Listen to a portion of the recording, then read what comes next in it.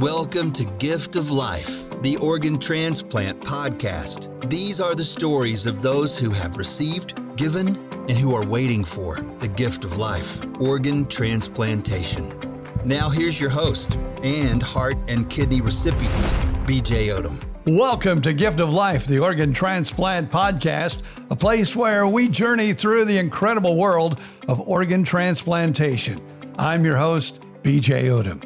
Each week, we uncover inspiring stories and meet extraordinary individuals who are connected to the world of transplants. Remember to support us by giving us that 5-star review and subscribing on your preferred podcast platform. And don't forget, join us on Facebook at Gift of Life, the Organ Transplant Podcast. This week, we sit down with Steve Bradley, a recent heart transplant recipient who just competed in the Transplant Games. Join us as Steve shares his inspiring journey from being a former athlete to facing health challenges that led him to a life-saving heart transplant. Hear about his experience not only as a patient, but as a participant in sports once again. Steve and I also discover a surprising connection as fellow heart transplant recipients.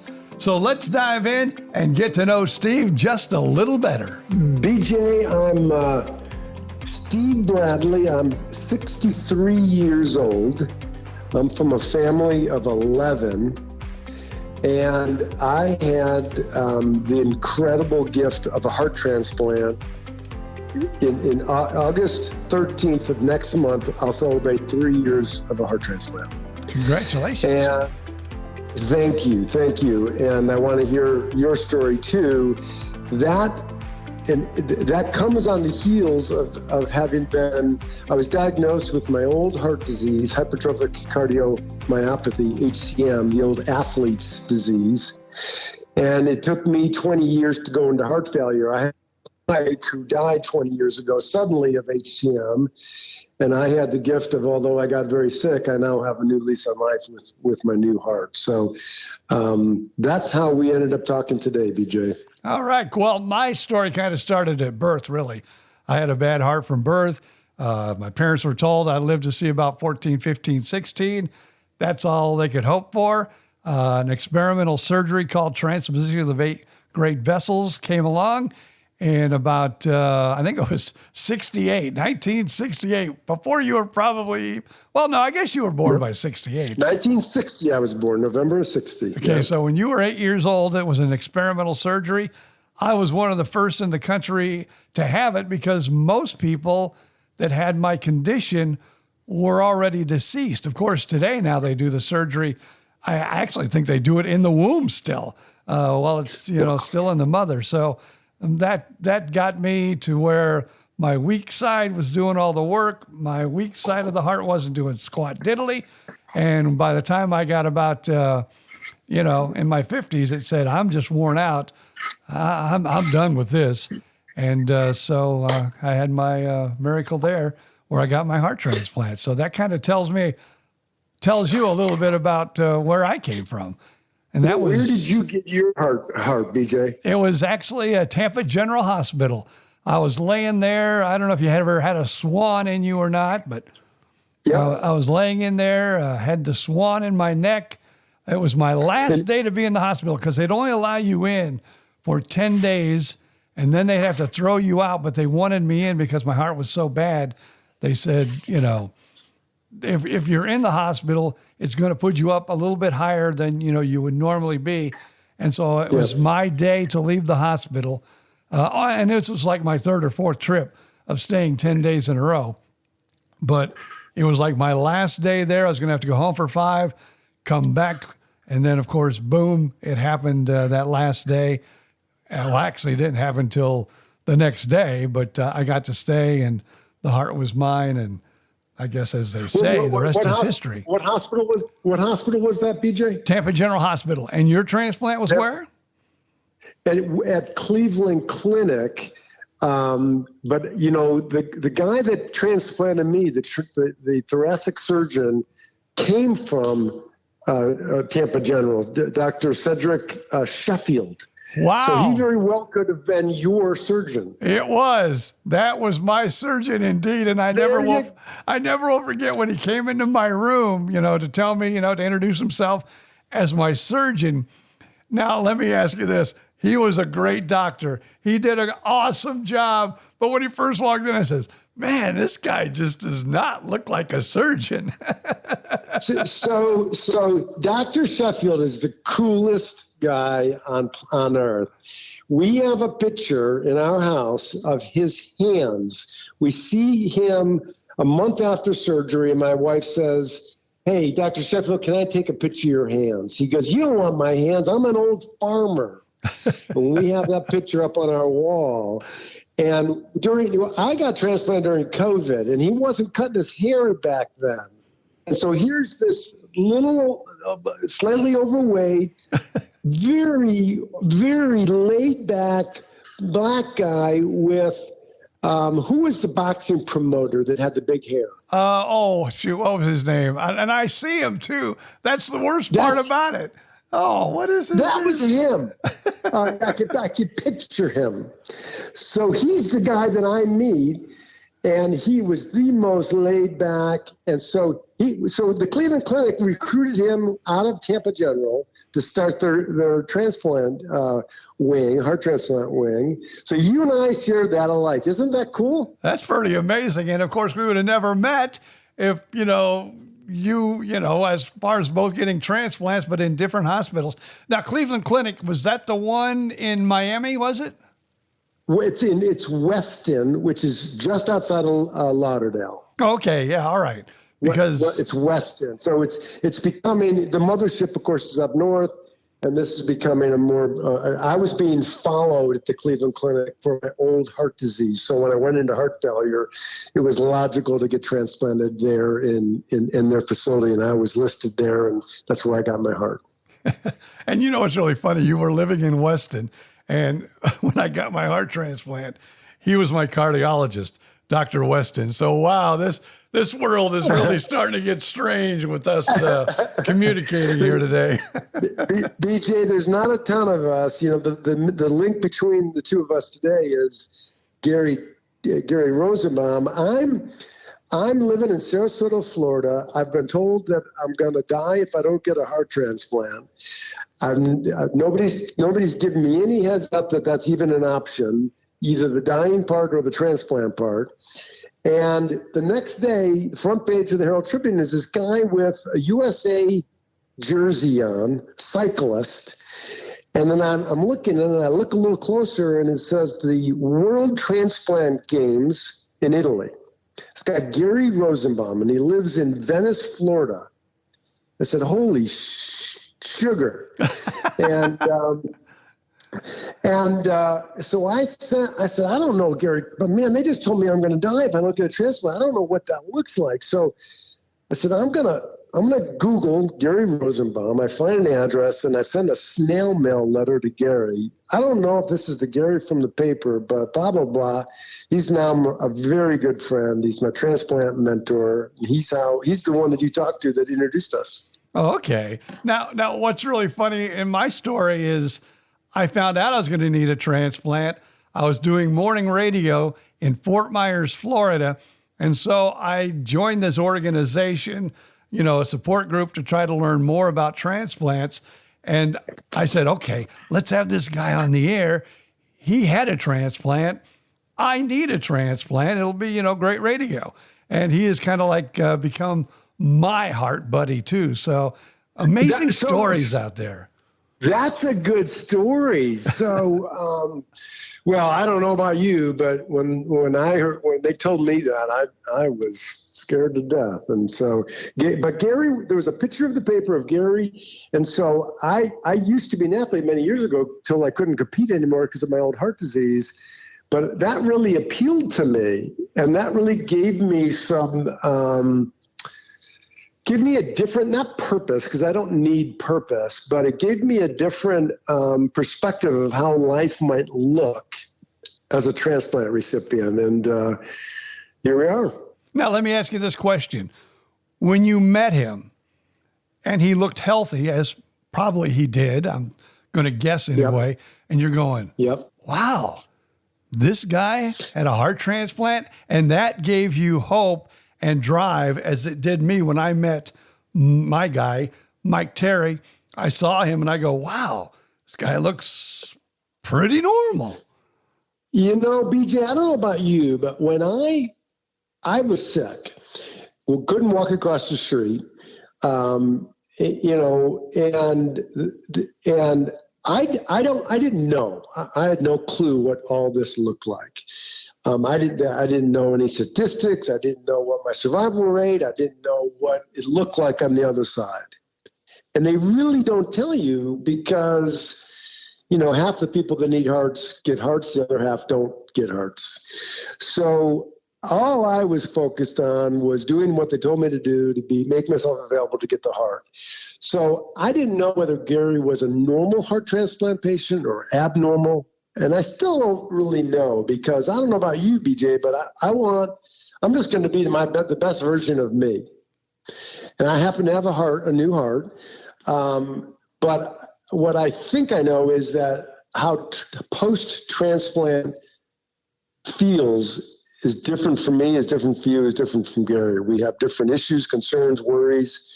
So I identify with you and Gary, and I can relate to what you guys are going through, but I know that I got my own issues, and I'm trying to set my own path, it's a challenge for me. I'd be curious to know how you have done with that, but to not be Steve Bradley, the heart transplant patient, but I'm Steve Bradley that had a heart transplant. And I think, yeah. And I was just going to say, and I think maybe you feel kind of the same way I do, because I was told, and maybe you were told too, and I think this is with anything, a person with cancer, a person that needs a heart transplant, a person that is battling some other disease, medicine, everything works different because everyone has a different chemical makeup, DNA, whatever you want to call it. And so different drugs affect different people, different situations, different attitudes. All this goes together. And I think what you just said is true. You've got to be the best you can be as a heart transplant patient, because I didn't want to know statistics. I didn't want to know any of that stuff. I just wanted to go in because I knew I needed to do it in order to live and get it over with. And then I went from there. Now, I will say this, and I feel bad about this. The transplant group that I was in, I saw a lot of the gloom and doom in transplants, which is out there. Because there are some people that make it a month, and that's all. There's some people that don't even make it out of the first year. And then there's other people like me, 21 years, you've got 3, but you met someone, and we're going to talk about this in a little bit, at the games, because you went to the games this past year, which is kind of like the transplant Olympics, and you met someone 34 years out. So every different person is totally different. You know, we have such a gift, BJ, because I think, not that we have the second chance in life, that's obvious, but if we own this reality, we own what you just said, all we're going to worry about is today. And we're going to make the best of today. And pre-transplant, willful, maybe a little not egotistical, but more filled with ego and all this, what does tomorrow bring? All that becomes less important when you realize the gift you have of being alive today. And but not everybody's able to do that, but that's how I think about it. And I'm just enjoying every experience I have. And that's wonderful. Well, like I said, I wasn't. I never knew about it, but my parents were told I'd never live past my, mid-teens, which had to be heart-wrenching for them. But here I am, I'm pushing 69, and, now I've had a heart transplant 21 years ago, which I wasn't supposed to make past that. It's just, I don't know. I just feel, like you say, every day is a gift, but you've got to make the best out of each and every day. And even when I go into the hospital, I try to joke around with the nurses. Yeah. I try to have a good time because I think if you go into this, let's say you do need a heart transplant or any medical condition, and you go in with a negative attitude and you go in that this isn't good. I'm not going to, I think that's what's going to set your path. And I think, you and I have both went in with this with a positive attitude. We didn't know what was happening, but that positive attitude I think it's 100% of where we end up. No, when I imagined, I had no idea whether I could, that I would, one of the negatives that ended up happening to me was that I assumed I would get my heart, I would get fit, and I'd be that 20-year-old self again. I would be a competitive triathlete or cyclist or whatever it was that I did back then. Well, number one, I'm older. Number two, I have somebody else's heart. Number three, I haven't worked out for 20 years because of deteriorating physical condition. But having said that, my old heart got super hardened and thick and couldn't beat anymore by the end. That's what happens to an HCM heart. So I get my new heart, and I choose to talk to the Gary Rosenbaums of the world, who introduces me to the guy that did the Ironman in Hawaii with a heart transplant. And I said, I want to be them. So I said, where can I do a 5K run, 3.1 miles at 6 months post-transplant? And I Google, and lo and behold, it's where my daughter was born and where I was living up in the Panhandle, Seaside, Florida. My wife and I, Gary went up with me and support family. And we did I did my first 5K at 6 months post heart transplant. I've done 5Ks since. I did the 10K across the Tampa Skyway Bridge. All of that with the intention of being my best physical self and to do the World Games. So the World Games are every 2 years in some international destination. The World Games, Transplant Games, are the Olympics for the international community. Exactly what's happening right now on TV in Paris. And so that's what I wanted to do. I had that image in my mind that I was going to be at some European spot competing in some sport. And the first year was the World Games was Australia, and I just was not fit enough and healthy enough to travel cross continent. So the next available was the Transplant Games of America, the U.S. Games, if you will, the U.S. Olympics for transplant patients, was last month in Birmingham, Alabama. So I competed at those games, not knowing what to expect, with my goal to compete at the World Games, World Transplant Games in Dresden, Germany, next August, a year from this month. The World Games are going to be in Germany, and I'm going to compete. So it turns out the Transplant Games of America that I did last month were a training ground, a proving ground for me. I learned so much. I learned that I've got, to be able to compete at the world level, I'm going to have to get stronger and fitter. That these are people that have maximized their physical abilities. Having said that, I did a 5K and I got the bronze medal in my age group. And so that gave me something to work towards for the next American Games and to know what I have to do to compete in Germany next year. And then I also did the 1,500 meter race walk, which is a 1 mile race walk during the track and field events. And I was able to get a gold medal in my age group in that event. And I'm going to train for those two events as well as potentially cycling and determine in the next 6 months what I am most competent and skilled and qualified at. And those are the sports or event that I'll participate in Germany. Cool. Well, I hope you will check in with us later on and also check with us after, because I would love to get the skinny on that, as they say.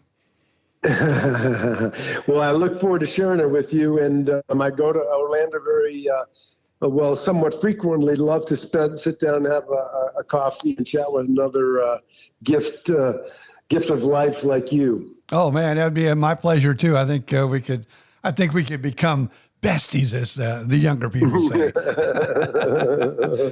That's awesome. What's really funny about your story, because you were an athlete before, and so you didn't know what you were getting into when you got your transplant, and now it seems as you're an athlete again, which is probably making you happy.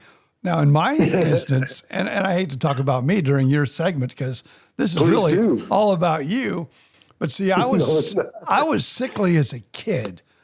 I had, I was, even after I had my surgery, I don't know, I probably could have been more athletic, but I mean, up until I was 14 years old, I didn't even really know how to run because, I would, like you said, I'd walk around the building and so I never learned to run. So when I did get a good heart, or my first surgery, I felt, oh man, I can be an athlete, but I was so far behind everybody else.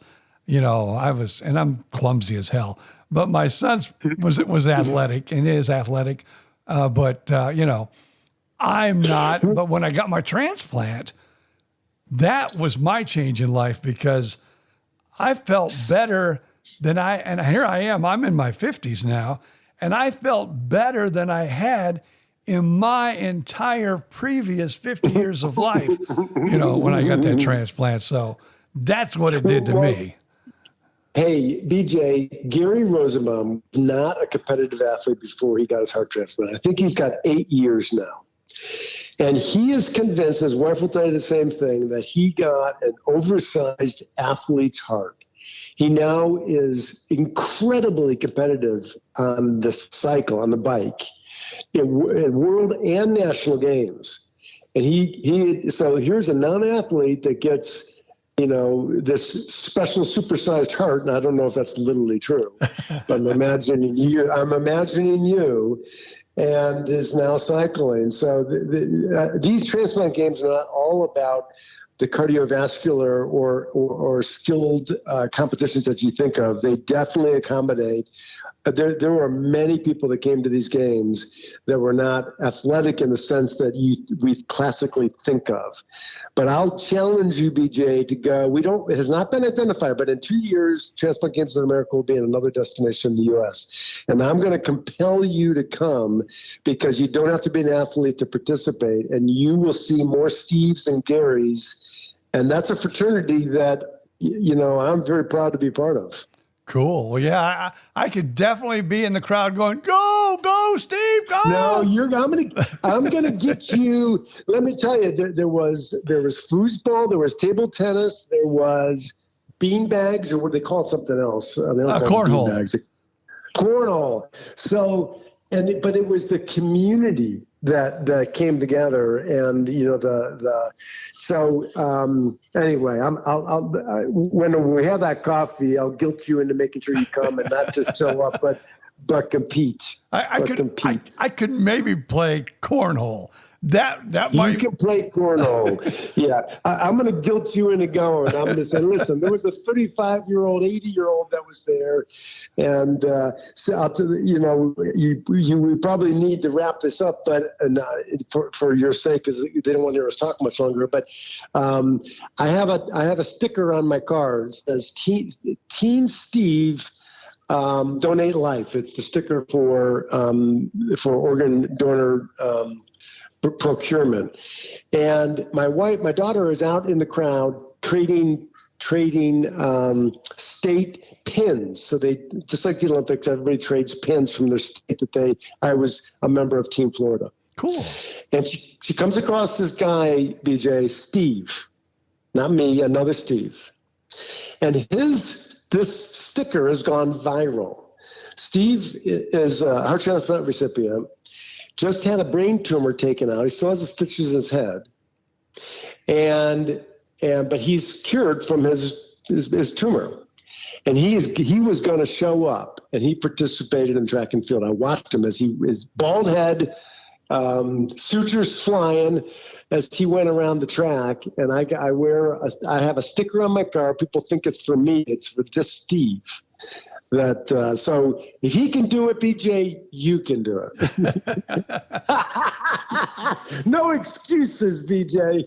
but you know what? All of these stories of survival, I think, it uplifts me, and I know probably other transplant folks too, because, we do run into bumps along the way because we have a low immune system, which we're more susceptible to cancer. I don't know how many skin cancers I've got taken off in the last 20 years, probably more pimples than I had as a teenager. I don't know. But there's something about us that we keep fighting and we keep going. Hey, man. And we don't let anything put us down. No doubt. And everybody's got something, BJ. We just happen to have new hearts, but everybody's got something. And it's all about what you do with that something you got. So, well, you're very nice to include me. I think organ donor awareness is huge, and this is a part of doing that. And I appreciate you letting me help spread the word that it's important. Well, I don't know if you've ever done it. Let me ask you this. I'm going to have to learn a little bit more about you, and we might have to do another episode here down the road. But let me ask you this. Did you meet your donor family by any chance? I've not. I've reached out I've sent many letters to my hospital, and I've not had a response. Now, have you? No, I did not meet my donor family. I did send the thank you letter, which to me was the hardest thing I've ever had to do because hardest thing. But after talking to some donor families, I guess I could still do it now because they said you can send as many as you want. But it's 21 years ago. Now I forgot my train of thought. But after hearing these donor families, I hear how important those letters are and what strength it can also, and I don't know, peace. I don't know if it's peace, but what it can also give those donor families. Well, let me tell you a story. So, and I'm not giving up. I'm the first person I met is a gentleman who lives in Miami. It took him 9 years to find out. He's got 25 years, heart and a lung, double transplant. He's met his family. And I'm not going to give up. But my wife and my daughter at Starbucks in Birmingham, Alabama, I'm competing or I'm wherever I'm at. Everybody's wearing their swag, and they see this woman and her daughter wearing swag for the Transplant Games of America. And what organ did you receive? My wife says to the woman. And she says, we are not recipients, we're a donor family. And my wife said, what? And she said, my son died in a car accident 8 years ago, 16 years old. And here's my daughter, his brother. And every 2 years, we go to the Transplant Games of America in his honor to recognize and to honor the dozens of lives that he touched and saved in donating his organs. Tell me that story does not make going to the Transplant Games of America meaningful. No kid. I mean, shit. I wanted to be there. And so, that doesn't make you cry thinking about that.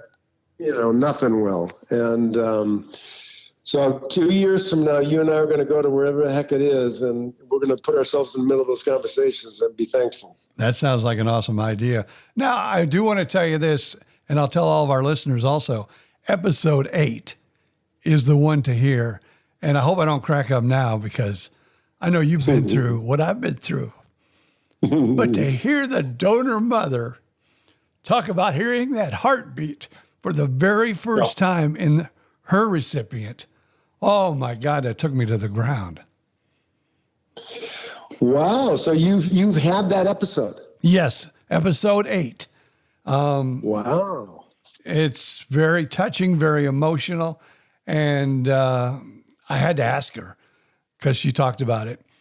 And another thing that she told me, which was just kind of funny in a way, but amazing. And now I'm going to ask you, but then I'm going to have a follow-up question for you.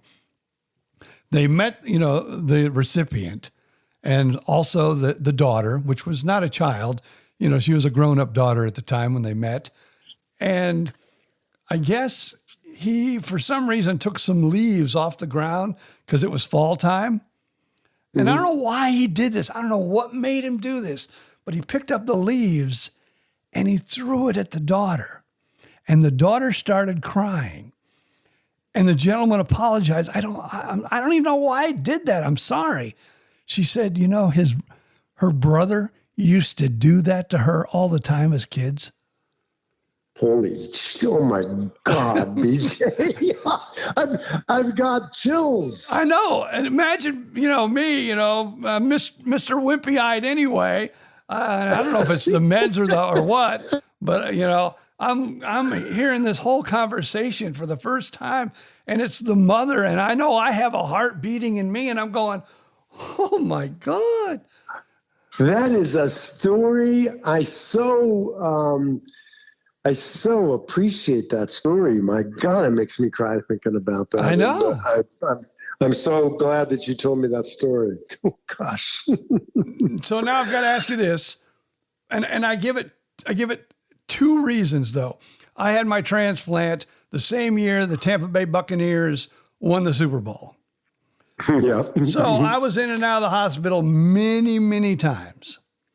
And I remember for that Super Bowl, that was like before my transplant, I remember that the nurses were like even wearing, jerseys, Bucs jerseys.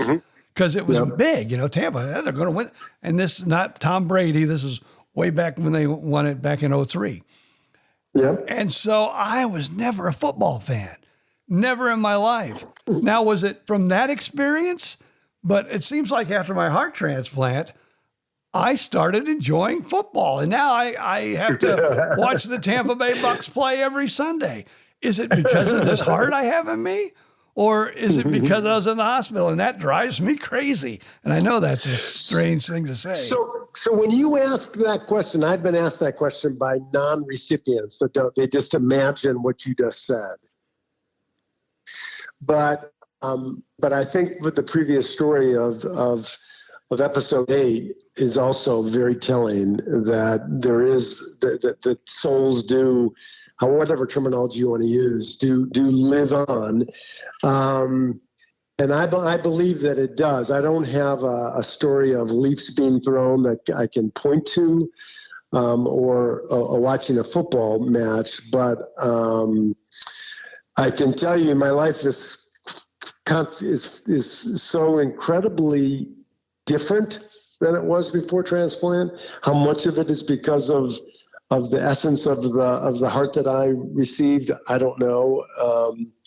But I'm a believer that happens, and I think it's a cool thing. I don't think it's a scary thing or a bad thing. I think it's a cool thing. Yeah, most definitely. And like I said, whether that came from, being in the hospital during the Super Bowl run, or my donor possibly being a big athletic sports buff who loved football. And another strange thing, I used to love professional wrestling. I even worked in independent wrestling before my heart transplant. And now I'm wondering, well, before my transplant, now I don't even care about wrestling. I go, maybe he hated wrestling. Maybe he hated wrestling. I don't know. Well, so you do not know your family. Do you know if it's a male heart or a female heart? I can just tell you this.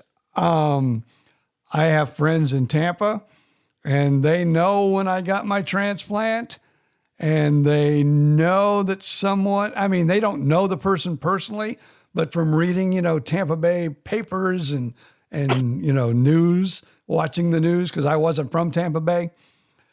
There was a young man that was in a motorcycle accident with his girlfriend and was pronounced brain dead. He was an organ donor, and the news said he saved X amount of lives. And it was like on the same day that I got my transplant, and their belief is that he's the gentleman. Now, whether that's speculation or true? I have no idea. Well, the donor, the transplant coordinator was a friend of mine. I became a friend of hers, and she told me that it was a young woman's heart. It was a 40-year-old woman's heart. So I know that from Orlando. So I know that my heart was from a young lady that lived in Orlando. I know when I met my friend who was 23 years post-transplant, and he was getting nowhere connecting with his donor family, he ended up going directly to the OPO in that area. It's LifeLink in the West Coast, and it's a different OPO over in Miami. And so he's going to hook me up with that because it took him 9 years. So I'm not going to give up. I don't think you should give up if it's important to you. I've probably written 5 or 6 letters now, and I'm going to now try to find the OPO and send it directly to the OPO because I think that's for some reason I have that mission drive, desire to do that. Now, I've told this story many times on this podcast, but again, I don't know, I just feel like somehow with this heart situation and the same doctor and everything, we have this special bond. So I just want to Yes. tell you this story. And people are saying, I've heard this story like 5 times already. But I did stand-up comedy for many years on the road. And this was like before my transplant. So I'm about maybe 5-6 months out, and I'm going to get on stage and I'm going to do comedy again. I just, and I don't know if it was the first show after comedy or because, heck, that was like many, many years ago. And I'm old and I don't remember things. But I do remember this night where I went up and I tell a few little jokes, nothing that would be offensive for sure. But because, I'm proud to, say I'm here today because someone was an organ donor. And if I'm on stage in front of 200 people and I can say that, by golly, I'm going to say it. But after the show, a gentleman came up to me, says, my brother died like a week ago. And we donated his organs. And I'm thinking, oh my God, this guy, what's he going to do? Because he was a big burly guy. He could have taken me in 3 seconds flat. And what he did, he grabbed me, hugged me like I had never been hugged before, and saying, I know you're not the guy who got my brother's organs, but to see you on stage tonight and know you had a heart transplant and you're doing what you love to do, that I saw my brother in you. And I mean, that hug was just that takes my tears again, and the hairs on my arms stick up every time I tell that story. Yeah. It was that moving. Well, I appreciate you telling me that story, BJ. We've got to live our life. We got to share our life. We got to share our stories because we never know when it's going to touch somebody. It's going to be important to somebody. And you were telling that story was important to that guy, and that made him feel that much better about the loss of his brother. I think that's a hugely important story for lots of reasons. Oh, okay. Well, thank you then. I'm going to, as we're getting ready to close things out, I give everyone this opportunity, and I'm not going to, deprive you of this opportunity. So what I always like to do, is there anything that we didn't talk about? Anything you would like to, say about organ donation or anything, because we still got plenty of time. So whatever might be on your heart, feel free to share. Well, I appreciate that, BJ. You already gave a platform to our stories that is telling the story of the need for organ donor awareness and the importance of it. And I've been given a platform to speak because I'm here to talk about it. I may make myself available to the local hospitals and organ procurement organization to as an advocate. I'm a volunteer to our local OPO. I'm a ambassador of the national program. And it's just everything. And celebrate life, celebrate your family and friends, that's my story. And you're being able to help us tell that story is a great thing. So I thank you for that. Let us thank Steve Bradley for sharing his amazing story. And join us again next week for another touching episode, Gift of Life, the Organ Transplant Podcast. If you have a transplant story and you'd like to share, just reach out to us, giftoflifepodcast@gmail.com. Follow us on Facebook, Gift of Life, the Organ Transplant Podcast. Until next time, I'm BJ Odom. Thank you so much for being a part of our journey. And remind us all to appreciate each day and cherish the extraordinary gift of life.